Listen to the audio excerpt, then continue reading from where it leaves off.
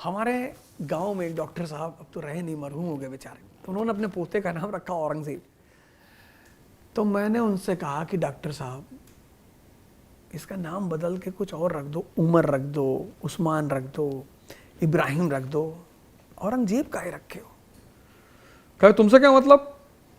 उनका मतलब तो नहीं है, वो तो अपना साम्राज्य लुटा दिया था, ये घर लुटा देगा। गलत नाम नहीं फॉलो करना चाहिए।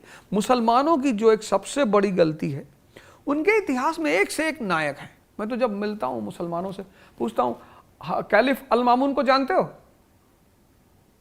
नहीं, ये कौन थे भैया? अल हारून का नाम सुना है? नहीं, मुसलमान थे।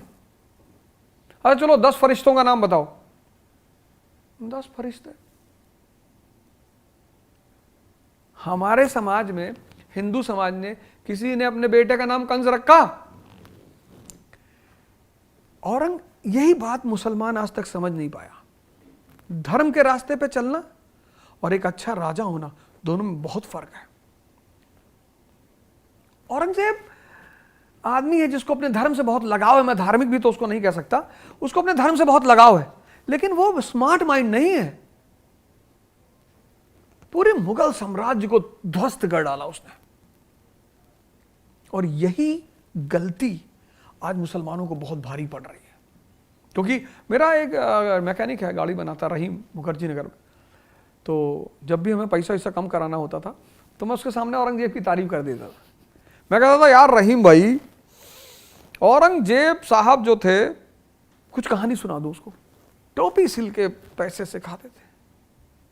कहे भैया आप बहुत समझदार आदमी है भैया, कितना बिल हुआ? नहीं भैया हुआ तो 11,000 था, पर आप 8,500 दे दिए। मैंने कहा कभी स्कूल गए? कहा नहीं। तुमको कैसे पता औरंगजेब के बारे में? हजरत उमर के बारे में पता है? नहीं।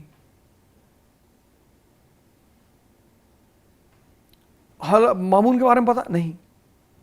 तो मेरा मानना यह है कि शायद ऐसा मैं फील करता हूं कि जब देश आजाद हुआ, वोट बैंक की पॉलिटिक्स तभी से शुरू हो गई।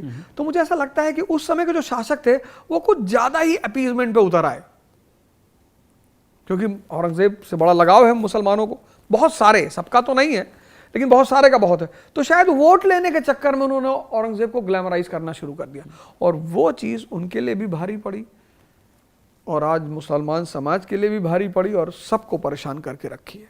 तो गलत चीज को समर्थन करना, व्यक्तिगत तौर पर वो आदमी चाहे जैसा रहा हो, but as a ruler he is a complete failure. और ये बात उस आदमी ने अपनी लेटर में लिखा है, जो यहाँ नई दिल्ली के म्यूजियम में रखा हुआ है। अपने बेटे को लिखा है उसने लेटर में, शाह आलम को, कि बेटा कभी बदतमीजों के साथ मत रहना और बेवकूफ़ों की मत सुनना। मैंने तो अपना जीवन बर्बाद कर लिया, तुम बेटा बच के रहना। तो ठीक है, अब मोदी जी तो सब चीज़ को सही ही कर रहे हैं, नाम वाम तो सब बदल ही रहे हैं। तो उसको वो कहते हैं बदलना नहीं, रिक्लेम करना। तो रिक्लेम करने को आप सपोर्ट करते हैं? आप इलाहाबाद से ही हैं, प्रयागराज हुआ तो कोई दिक्कत आपको? नहीं, हमें तो कोई दिक्कत नहीं है, बिल्कुल। और ऐसा और भी हो जाना चाहिए क्या आपके हिसाब से? उनका कहना है हम वापस ले रहे हैं, हम थोड़ी बदल रहे हैं, वो तो था ही। उससे एक अच्छा फायदा ये होता है कि भाई लोकल इकोनॉमी को थोड़ा सा प्रमोशन मिलता है, प्रयागराज नाम के बोर्ड बनेंगे, लोगों को एम्प्लॉयमेंट मिलेगा। इस एंगल से तो वो बहुत अच्छा है। सरकार का पैसा खर्चा होगा, भाई कहीं से तो नौकरी देनी पड़ेगी ना। तो जब इलाहाबाद को प्रयागराज कर दिया तो अब 1 लाख नए बोर्ड बनेंगे, तो एम्प्लॉयमेंट मिलेगी कि नहीं मिलेगी? कोई डीपर एस्पेक्ट नहीं देखते आप इसमें? डीपर एस्पेक्ट ये है कि आदमी अपने कल्चर से थोड़ा और गहराई से जुड़ेगा, प्रयागराज का शब्द का मीनिंग खोजने की कोशिश करेगा। लेकिन जो समाज आज हिंदुस्तान का, मुझे तो नहीं लगता वो डीपर एस्पेक्ट काम करेगा। बहुत लोगों से मैंने पूछा, भैया प्रयाग शब्द कहां से आया था? योगी जी लाए थे। तो वो जो डीपर एस्पेक्ट है वो एक अवेकेंड जनरेशन के लिए होता है, तो कभी ना कभी फायदा करेगा ही करेगा शायद।